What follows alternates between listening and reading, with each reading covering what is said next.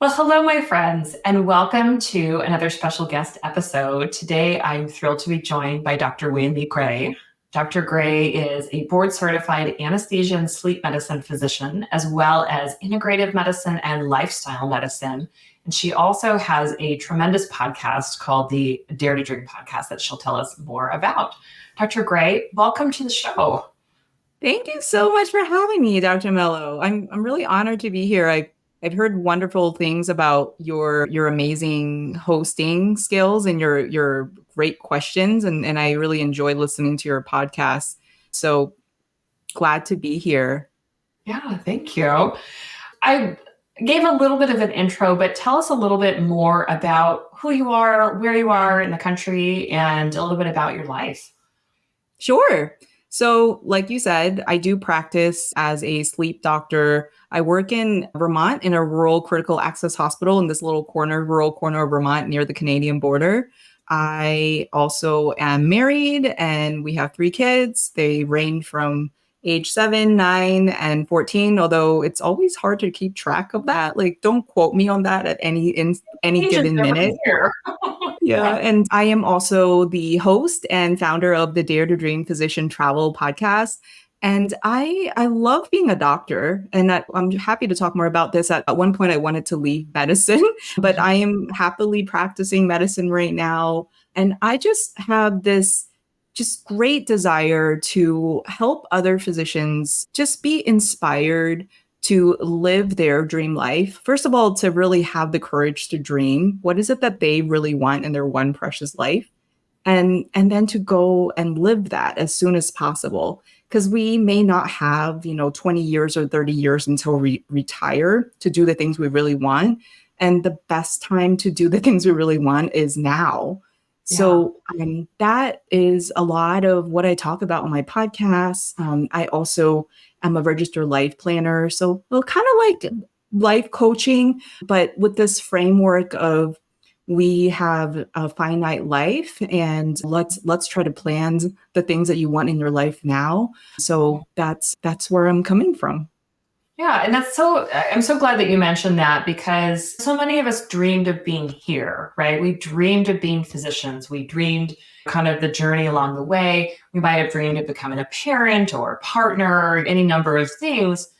But then I think for so many people, especially women physicians who are feeling stuck and overwhelmed and burned out, it might feel like the dreaming part of their lives is over. Like maybe they're pushing towards retirement, right? Or like some end to their medical work, but no longer sort of dreaming big about like what's possible and what could my life look like. So it's almost like we've been cut off at the knee. No more dreaming. You got your dream, you're a physician, stop. Yeah, absolutely. Yeah. Not long ago, I looked at my med school, the essay I wrote to apply for medical school. And I was like, whoa, like that was a really cool woman, that young woman that applied. She was like passionate and she wanted to save the world. She had all this energy. And then I did have this other dream, which I sort of forgot about. But even when I was sort of, I don't know, like a teenager, I'm not even sure why, but I had this conversation with a high school friend about how, or maybe it was a college friend, about how important it was for me to have kids. And I felt like for me, that was like part of legacy building. And so the crazy thing was starting intern year, I had sort of the marriage of the two. Like my husband and I had our first baby as in my intern year, and I got an MD. I graduated medical school and got an MD, and I just remember like how horrible that period in my life was, and how nothing about that felt like a dream, even though there were both things that I had envisioned and really at one point felt like, I don't know if I could get that. A lot of people want that and may not be able to get it. And here I was living that, and it really didn't feel that good. Yeah. Well, and take us a little bit further into your story. You and I have talked a little bit about how we both experienced sort of multiple periods of burnout, but what sort of stands out to you when you sort of think back to those parts? I mean, it could be that part, or it could be a different part of your story of like wanting to leave medicine, having sort of achieved things that you really wanted, right? You're a physician, you're a mom, but feeling not that good about it and not like you wanted to stay after all. What was that like for you? Yeah, absolutely. The multiple points of burnout, the first one probably occurred even before I could put a finger on it, but the first really obvious one was exactly when we did have a baby in intern year. My husband and I had just been married a little bit over a year, and we had to figure out like how to have a life together. And we thought that my residency was going to be mostly him working and going on hikes on his own while I was going to be busy working. But instead, he was a single dad and I was trying to pump like in between during call, like in the call room. And I just felt numb. Like when I think back to that period, it was just, there was a lot of numbness, a lot of I'm surviving. Like I can be really good at doing this. I'm going to show up to my shift. I'm gonna pump for the kids so I have like the few jars of milk. And so it was kind of like there was no feeling really during any of it. Because I think if I really let myself feel, I probably would have realized that something is not right. Yeah. And of course, there were several times. So that was my intern year. And then we moved to my anesthesia residency in another state. And I thought, well, and I always told myself, like, it's just going to get better, right? It has to get better. Like this intern year is the hardest year, so it's going to get better. And it really, I mean, it was different. But boy, anesthesia residency was really hard too. And there were Yeah. all those, you have to show up, and then you had all the studying to do because you learn what's going on in the OR, and the stuff that you have to learn in the textbook is not really what you're learning in the OR. It's like the theory behind it, and you had to know that. And then they would give you oral exams, and I just remember feeling like what, like I don't belong here. And I saw, since this is a podcast for women, I saw these male residents through no fault of their own, but I just remember comparing myself to them because they would have kids, like they had kids, and they had maybe their wife wasn't that happy, but they seemed to be okay. Like they didn't seem overwhelmed when they were showing up for these oral exams and studying. And I just thought, wow, like this really sucks. Like this is I remember showing up to the cafeteria during one of my call shifts because thank goodness they gave us like some like cafeteria money for call. And I was like, anything is better than what I'm doing. Like this person that's working in the cafeteria, like I want their job. That's like your resident's version of like quitting to become a barista, which is like what I hear from people all the time. To quit, I'm becoming a barista. Yeah. Yeah. And it's this weird place, right? Because on the one hand, it's a privilege to be there, right? You know that you jumped through so many hoops to get there. You dreamed about being there. And it's this very intense time that can feel really miserable, isolated, lonely. If we had that gender disparity sort of parts into that, that only magnifies, right? Especially if you were in a male-dominated specialty, which I presume, I actually don't know the details on that, kind of what the balance was. I was definitely the only female resident that had a baby, or like, I mean, there were maybe other female residents that had older kids, but I know I was the one with like the toddler. And it wasn't that uncommon for my residency classmates to have a kid, but they were all male. And same with like the surgery residents that I saw. And I mean, honestly, it was kind of what I made of it, right? Like maybe they were suffering. And I just kind of looked at their life and I was like, they just look like they have it so much easier. And well, and just the physical drain, right? Of being a mom in particular, breastfeeding, kind of those parts of it. Sure, there might be equal distribution or an unequal distribution of like kind of the responsibilities of parenting, but you know, we just can't discount the impact of having babies and breastfeeding babies kind of on our bodies and energy and all of that they can't replicate. And I mean, the other thing, since this is a woman's podcast, I'm just going to name it too, which is I married a very understanding, very considerate, very, very supportive partner. Mhm. but he was really struggling. I mean, there was no example for him of like being Yeah. like the residency dad. And he there was resentment, like for sure. Like there was no question. He was resentful of what was happening. It's like, Yeah. what did we get ourselves into? And Yeah. I that was the other thing that I perceived too, because I would look around and I would see the wives of my residency classmates, and I mean, I felt like it was just a little bit more socially acceptable for them to Mhm. sort of support their husbands while feeling more like a single parent because their husbands were going to go through this and make a lot of money and be the breadwinner. And it just felt more socially acceptable for that. Whereas my husband's like, I could care less about how much money you make. I just want some Want your help, support. your presence. Yeah. Yeah. Well, and tell us, you've had these periods where things were really hard. You felt like you wanted to leave medicine. What was some of the things that started to turn that around? Where did you see things starting to shift? What was that like for you? Yeah, I mean, you think that. So there are a couple of things. So in my fellowship year, I went from anesthesia, and sleep fellowship was one of the things that we could do, but no one in my program actually did. So I thought that like life was gonna be so easy. Like my attendings were jealous of me. They're like, wait, you don't have to take call. I'm like, why do I have to take call? But like I'm not gonna do a 3 a.m. epidural when I take call. And so I was like, yeah, things are gonna be great. And I caught my husband at a weak moment, and he was like, okay, let's have another kid. And then we were expecting a kid during my fellowship. Like, and even my program director was like, wow, good job. Like, you did a good job timing things.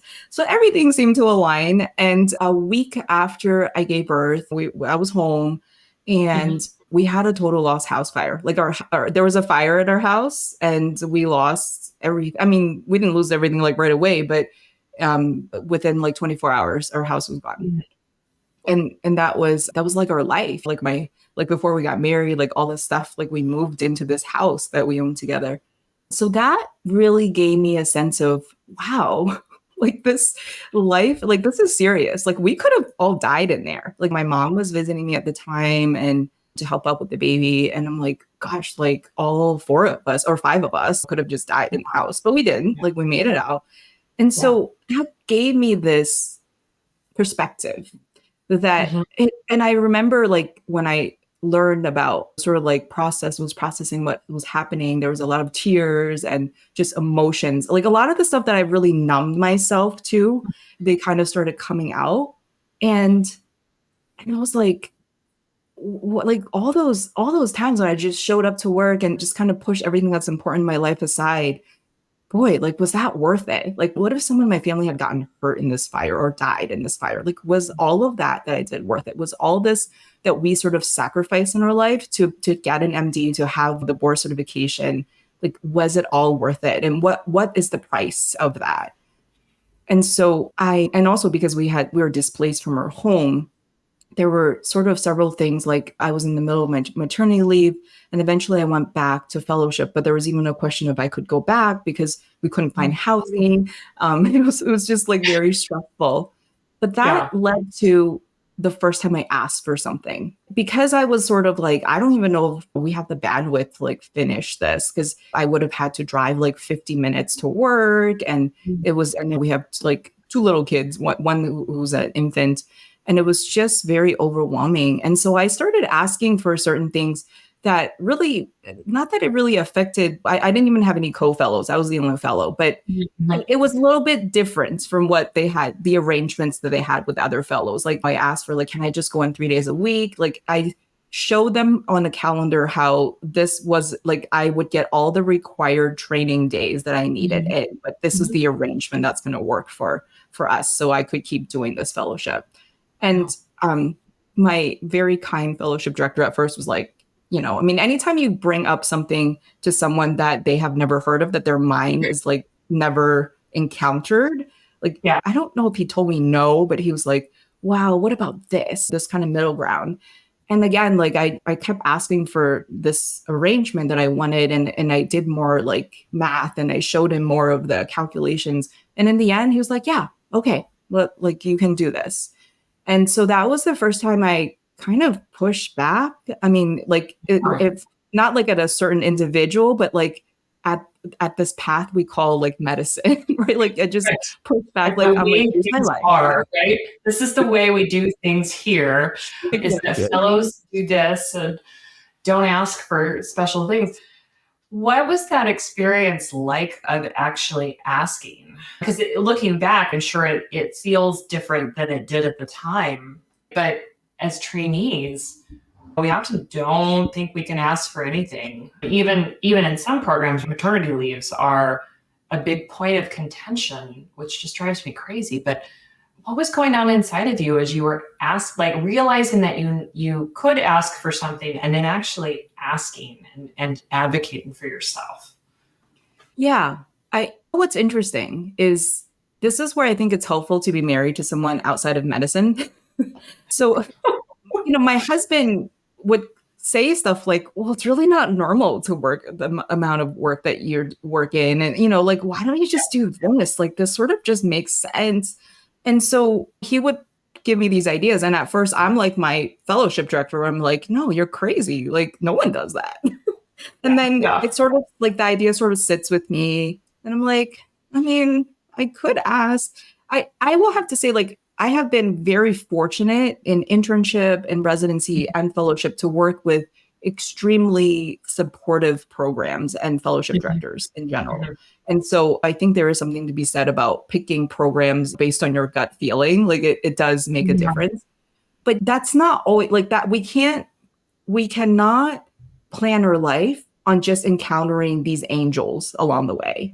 And Right. so the way I think about it is I made the ask. It really wasn't scary. I mean, I had to kind of plan what to say and I had to tell him, hey, I got to talk to you about something, but sort of knowing that they were really supportive of me anyway. And they knew what happened with the fire and everything that was going on. But here's the thing, that was training for me to then in the future deal with bosses or leaders that I had that weren't so understanding. And Yeah. I think it's sort of like no matter who we have as a boss or authority figure, this is a skill that we all have to learn. If you can start practicing when someone who's kind and understanding, great, do Mhm. it. Yeah.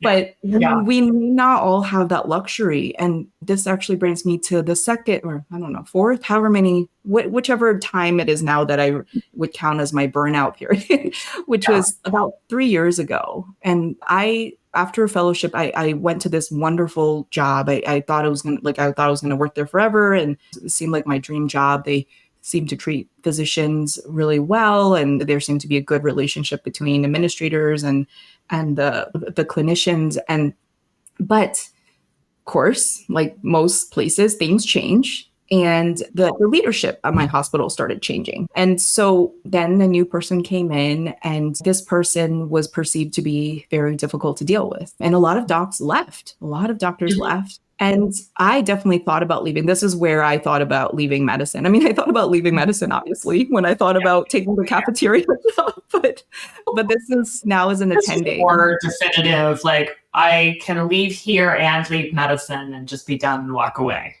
Yeah. Yeah. Yeah, like Yeah. 5 years as an attending, like how do I need to keep moving to look for a good leadership at whatever institution I want to go? Like that's just sounded just ridiculous and outrageous. So I'm like, maybe this is it. And so what happened instead is I went through life planning and I went through this process where I had a chance to really ask myself and be honest with myself. What are the things that are important to me?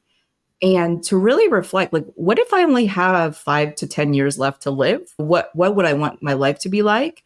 What's the impact I want to make in the world? Or what if I only have 24 hours left to live? Like what would I have missed? What sort of things would I have regretted? And when went through this whole process and was able to verbalize for the first time, this is what's important to me. This is what sort of like I was put on earth to do. Like this is life is a gift and I'm here, I'm alive and this is what I want to do. And at the end of that process, I was like, I love being a doctor. Like, why would I want to go do something else? I absolutely love Mm. talking to patients and really just that therapeutic patient physician relationship. And that's what I signed up for. Like that's if I look at my Mhm. medical school essay, like it's so true. Yeah. So that then led me to think, I'm gonna stay here because I'm not gonna leave. I mean, worst case scenario, I say something or do something and they want me to leave, or I may decide to leave later, but Yeah. I'm gonna stay right where I am at this job. And I'm gonna love medicine, and I'm gonna speak up, and I'm gonna ask for things. I'm gonna give my opinion. And yeah, so I'm still at that job. Now it's 3 years later. I'm still at that job. And having also dealt with being at the table, like everything's a negotiation. Like this is also one of the Yeah. things I'm learning as an adult. So being at the table with people who aren't nice and aren't understanding and aren't necessarily open to whatever you're asking, and learning how to be present there and how to ask anyway. I Yeah. think that is a really key part of us sort of becoming authentic to ourselves and us kind of being fully adults. Yeah. Well, and I know that some of that part of your story, at least, where you advocated for a scribe and you advocated for yourself being able to take more time off. And so I'd love to hear a little bit more about kind of that journey, because it sounds like this part really informed that part, right? There were parts of needing to decide for yourself. I do love medicine, and I am going to choose to continue to practice not only medicine in general, but here. But there was kind of a shift in the way that you started to approach things. So please Yeah, kind of share some of those experiences, because I think people are so hungry to hear that part. absolutely. I think it started with after life planning and after figuring out what's important to me and visualizing the like my dreams coming true like in this moment. So it's like, wow, like those dreams seem so real, and they could be really simple dreams. It could be like enjoying a day seeing patients where you really felt like you helped them and you felt supported in your role as a doctor, or it could be like enjoying time with your kids, with your spouse, with your family. So it doesn't have to be like crazy dreams. I mean, they can be, but it doesn't have to be. And so as long as they're important to you. So when I started visualizing them, I thought, you know what? I am alive and I have the freedom to get those dreams. Like nobody, it doesn't matter if it's like a toxic leader or like the bad insurance system, or just corporate medicine. I'm like, those are just things. Like they're there, but they're just sort of like side characters in my story where I'm the hero and I Yeah. am Just like little I spots this on the is my map, story. right? They're Yeah. just like little obstacles that we can just push along the way. And so that was the shift. Like that was the freedom that I gave myself. And I talked to my husband, and I mean, when I wanted to leave medicine, he's like, yeah, whatever you want to do. I just want you to be happy. I I don't even like, I mean, he said this many times before, but like I don't even care about money. And I think I just felt free to be myself and spend time and spend energy on the things that I really cared about. And so one of the things for me, and I would love for the listeners, this is a habit that if you do this every hour, like every day, every hour, just start to really tune in Mm, to what's energizing you. What's really draining you? What do you love? What would you rather not be doing? And just yeah. keep looking at your life and like imagine if you could just spend more time doing the things that you love that energize you, and find ways to delegate or delete the things that don't, because Yeah. that's really the micro steps in living our dream. Because it's not like this, like pursuing anyone's dream is not like this humongous step that you like had planned out for like years and then you finally take this step. It's micro steps that you're taking. Like after a minute, like in a minute you might decide, oh, you know what, like I am really thirsty right now and just go drink some water.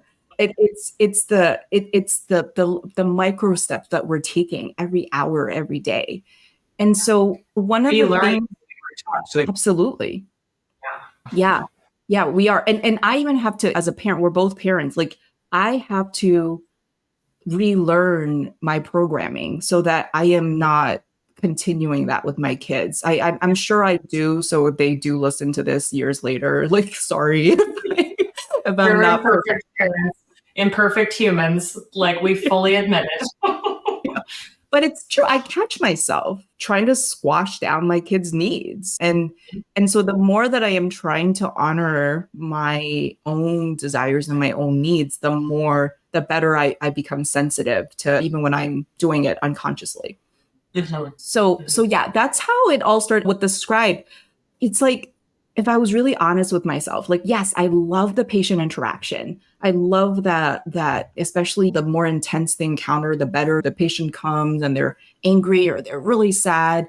And when they leave the encounter, they're like totally transformed. I'm like, that is why I do medicine.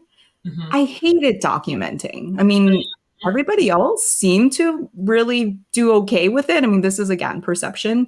Like every other doc in my practice seemed to be fine with it. And I was the only one who was like documenting like mud at the end of the day. And so one day I just kind of like ask myself, well, why do I have to do this? Like what if someone else did this for me? And and also it's kind of looking around. Like I did hear a presentation about scribes, and it's not like I've never heard of them, but I just like it was right in front of me, and I'm like, yeah, like I needed this yesterday. Yeah. And when I heard their presentation, I was like, I needed this yesterday. I actually reached out to the speaker who has a remote scribe company, and they set up this sales call with me. And at the end of the call, I'm like, you're preaching to the choir. Like, I know I need this, but all your other clients are like private practice owners. I'm just an employee. Yeah. Yeah. And so what advice do you have for me? Like, how do I convince the decision makers that this is a good service? And so they gave me some data about like, well, if you do like one or two more visits because of the scribe, then this is the amount of money you can get. Mhm. And but anyway, so I sort of tucked all this in the back of my mind. And this is a I think a helpful strategy too, is that don't wait forever, but sometimes you have to kind of wait for the right moment. And so Mhm. I took this wish, and I don't know exactly how long it was, maybe 6 months or something like that. And there was some changes at work, and I basically had to have more responsibilities. And so that was actually the time when I brought this up. And at the time, just like when I brought up to my fellowship director, like, hey, can I have this arrangement? Nobody Mhm. that I know of, or I think anyone I spoke to there that they knew of, like no doc had a scribe at this hospital before. Like Yeah. this is We don't not. we don't do that here. Yeah, yeah, yeah. And this is the cool thing is you have to get used to that reaction, right? You have to get used to nobody's gonna sit around and just like look at you and see that you're tired or unhappy and say, Yeah. hey, do you want to sit down and talk on exactly what we can help you with? No one's gonna do that. I mean, we can sort of sit here and be resentful and say that's their responsibility because they're the admins, or we could just make it happen. So Yeah. that's usually the first step. Like you, after brainstorming and having this nefarious plan in your head, then you have to look for an opportunity. Yeah. Because when I was asked to do more responsibility at work, it wasn't even like, let's talk about it, you're going to have more responsibilities. It was me Yeah. saying, oh, okay, let me think about that, and oh, now let's talk about it because this is more responsibility for me. And so Yeah. that's sort of how every negotiation, every encounter that you have with someone, you're making decisions, they're making decisions. The goal is to find ways that you can help each other, that you can, one, understand each other because they know something you don't know, you know something they don't know, and to brainstorm together to find solutions. That's how I think of negotiations now, which like makes it so much more fun. But how powerful for you in your story that you were very clear on what you needed, what you wanted, what was draining you, so that you knew already what you wanted to ask for, right? You knew already, okay, well, they were telling you, oh, your responsibilities are going to increase, right? Of course, we all get that from time to time, right? Short staff, whatever the things are, but you are ready to say, okay, well, if that's the case, then what I would like is dot dot dot. Exactly. Exactly. Yeah. And this is what is the common narrative that I see physicians feeling burned out, resentful, just overwhelmed, unhappy, and they just complain and complain and complain, which is fine. I mean, that's one way they're dealing with their stress, but Yeah. it would be so much easier when you go to the table to Hmm. think of, well, what do you really need? Hmm. Because that actually makes it easy for the other side. If I sat down with someone that I really want to keep them there, I want to keep them at work, I value what they do. Maybe I don't know exactly how to express that. And they're like, I'm really unhappy. But if they've sort of taken time to reflect on, well, what are they unhappy about? Or I'm really concerned about this change that's coming up, and this is why. And then they tell me a solution. That is like strides and strides that we already made in this one meeting. And by the Yeah. way, like the first time that I presented this at a meeting, I mean, do you think I got a yes? And I think that's where a lot of people also give up on, right? They're like, well, I was really vulnerable. I told them my problem and I told them the solution and they just shot me down. And Yeah. they're It's years of disempowerment, right? I mean, it's years of needing that external validation and needing to go along with things, right? That makes it just seem natural. If I don't get a yes the first time, I give up because I'm sort of displeasing other people. one of the things that I learned, and it comes from the book Never Split the Difference, is every no gets you closer to a yes. So Yes. instead of saying, oh, they said no, and oh my goodness, I thought about what I was going to say, and I told them, and they don't care about me. No, Yeah. I mean, the every no gets to a yes is a great principle because get the no's out of the way. So let them Yes, be say prepared no. for them. Totally normal. Especially when something's new, right? You're asking for something new, something extra. You've been sitting in the value of it for a while, right? Because you had been thinking about it for quite some time. It's brand new to them. They haven't warmed up to it. Like, of course, they're just going to shoot. Oh, no, that costs money. Like, nope, nope. But yeah, being prepared. I love that. I love that lesson. Every no gets to a yes. Yeah, and that's exactly right. You're saying like you've thought about this, but this is the first time the person you're talking to has even heard of it. Hmm. And what did I say when my husband said, "Hey, see if you can arrange your schedule so it's not as crazy?" I was like, "No, you're insane." You're leveraging that. And he was talking about me. Yeah, yeah, yeah. And so it's just realize it's human nature. I mean, we can fight it, we can get resentful, we can get mad and feel that they didn't treat us fairly, but just realize it's human nature. It's human when you're presented with a big idea, even if the person you're talking to is able to accept big ideas, just Hmm. give them the grace that they need time to process. Yeah. And so it's what you do after they say no. And there's many different ways to go about it, but really the mindset is let's keep revisiting this. Let's keep asking. Don't just say, oh, well, that's it. I'm going to quit, or I'm just going to keep my head down and be mad and but go along with it. That wouldn't be fair. That wouldn't be fair to you. And it's not really fair to the other side either. Yeah. So eventually, make a long story short, eventually I did Eventually, yeah, correct, right? scribe. I got a scribe, and it was amazing. It took a while to get through to several of many of them to Yeah, ones that actually worked, but it's not plug and amazing. play, right? It takes a while. Yeah, Yeah.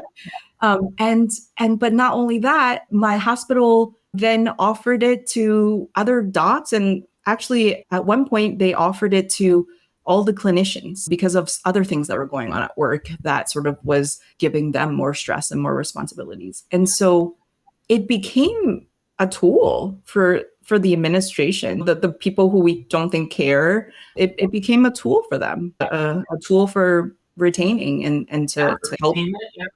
Well, and then let's jump into the next part, right? Where in this last year, you made some more audacious asks that people are going to want to hear even more about, especially as an employed physician. Yeah. Yeah. So, here's the thing. I've talked about this on my own podcast and other podcasts. because one thing that I started doing a little over a year ago is my dad had passed away, and then I felt like we needed to have a new chapter in our life as a family.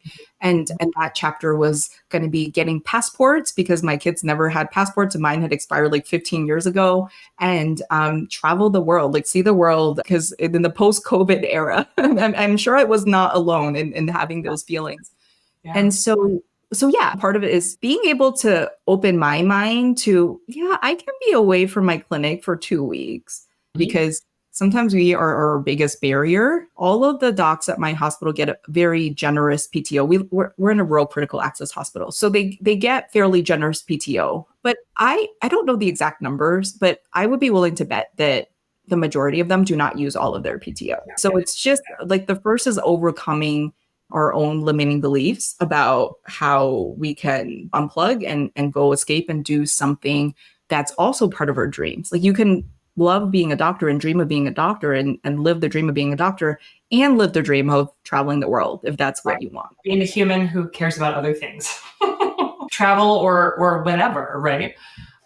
Yeah. Okay. So first, again, there was this step of like thinking, what do I want? And getting through that, like that idea, that roadblock of like, what could be possible? Oh, I don't know if I could take 2 weeks.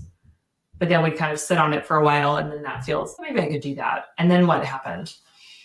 Yeah. So I actually took even more than 2 weeks. I did take a couple of 2-week trips, and then I took a 3-week trip to Australia with my family, which is really an epic adventure.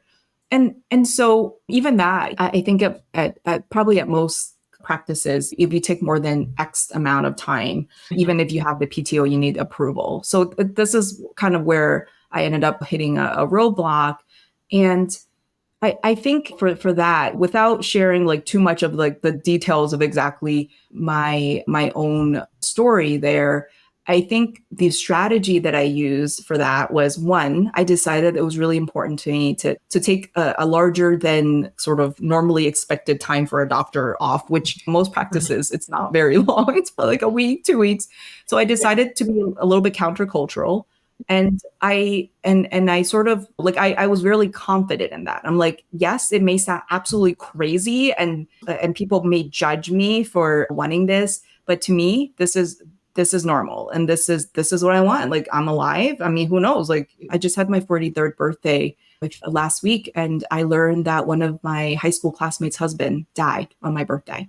And so we may not have the luxury of time.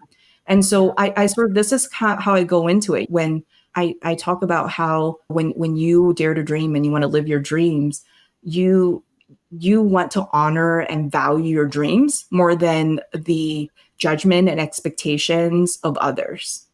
And if you can do that, you can ask for anything, even if it's like totally crazy. So I had a conversation with one of the decision makers at work about, hey, listen, I know this is not the usual thing, but this is how I want to make it work. Like, I have this dream. I want to go to this place, and it's going to take more time than the usual time that we offer to as our normal vacation time. I'm not even asking for more PTO, but if I was asking for unpaid time off or whatever it is, I sort of sat down and I said, this is how it's going to work. I can see how this works out. And then I just presented my plan and I told them why.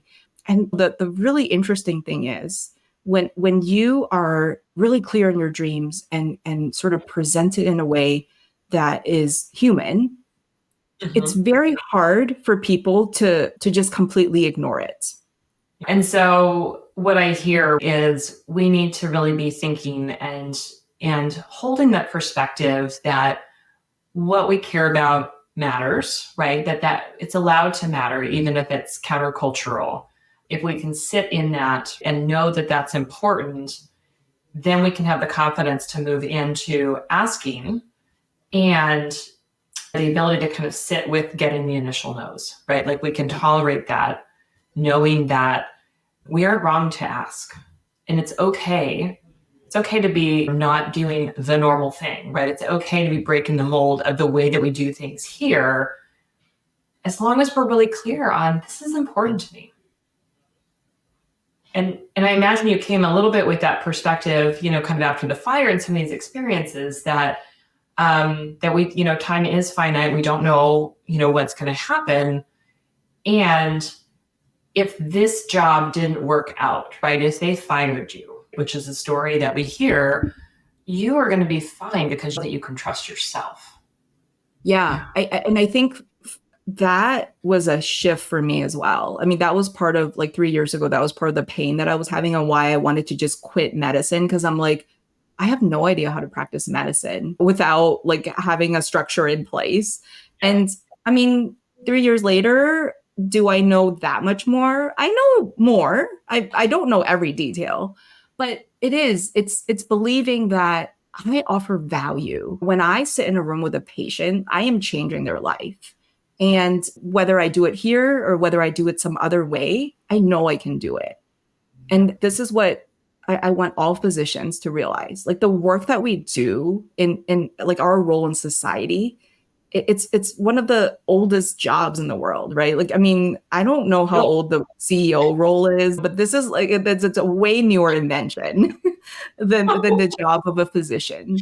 Yeah. And, Yeah. and so I think we need to collectively believe in our value, the value that we offer to humanity, and and have leaps of faith when we ask for things that are important to us, whether it is practicing medicine the way that we want, or doing like a fun thing, like going on a trip.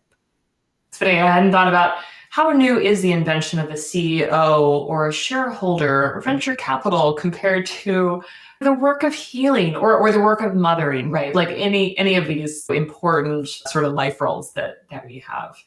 Oh, that's so good. I feel like we could continue talking for a long time, but maybe we'll have to revisit some of these conversations. For anyone who's out there listening who is finding themselves feeling stuck, maybe they're considering leaving medicine as you did, what would you like to say to them? What do you feel like you wish you could have heard at some of those times in your life? Yeah. I want all the doctors, especially if you want to leave medicine or you're feeling burnt out and stuck and overwhelmed, to know that you, first of all, one of the thought exercises that we want to do is what if we win the lottery? Like how would our life be so much better? And so we've already won the lottery because we are alive. Like on 9 p.m. on, I don't even know what day and time, the day and time of today, you are alive. You are taking breaths. This is amazing. And so as long as you're alive, nobody can take your freedom from you. It might feel like they can, but you are free. You are a free human being. And if it's hard to believe that because you're like, no, it's my CEO or my manager or this person, is really ruling my life. That's not really not true. That's if it sounds outrageous to you to say I am a free human being, then you have limiting beliefs that you can work on. And you can work on those limiting beliefs and you will shift. You will shift into someone who is going to be more authentic to yourself. And you will shift into someone who is going to do so much more good to society because you are doing the things that you love to do, that you're good at doing. And whether that's staying in medicine, like I chose to do, or leaving medicine, whatever it is, you have a zone of genius. You have a gift that you value and you give to the world, and it's going to feel effortless, like you're not even working when you do it. And so go do that thing, whether it's medicine or not, and don't let anybody or any institution get in the way, and be creative, because you can absolutely live your dreams. That takes us right back to that. These are just things, right? The insurance system, the hospital, like they're just things, but I'm more important than that. What I want matters. Who I am matters. I love that. This has been such a great conversation. Can you tell my listeners where they can find out more about you and your podcast? Absolutely. Yeah. So if you're listening to this podcast, you're probably on a podcast app. So you can go and type in Dare to Dream Physician Travel Podcast, and we're on all the podcast apps. And I would love for you to subscribe, listen, and I love to hear from our listeners. I also have a Facebook group, so I'll give you that. So I don't know if you have show notes. If you can put that in the show notes, Dare to Dream Physician Travel Facebook group. And I'm on Instagram, LinkedIn, Facebook. So those are all ways that you can get in contact with me. Great. Thank you so much for sharing those. We'll put links to that in all the show notes so people can find out more. And be sure to follow you. And of course, leave a review. You have two physician podcasters who are sitting here, and we are telling you that, as silly as it sounds, leaving a review matters. Leaving a review helps our shows to be found. It helps to get the word out on kind of the ways that we are trying to disrupt medicine, right? Because we are, even if we are still in medicine, we are trying to change that narrative of, well, this is just the way we do things here, so we can be enjoying our lives, right? So leave us a review. All right, my friends, thank you so much for tuning in today. It's a pleasure, as always, to be chatting with you. And until next week, take care.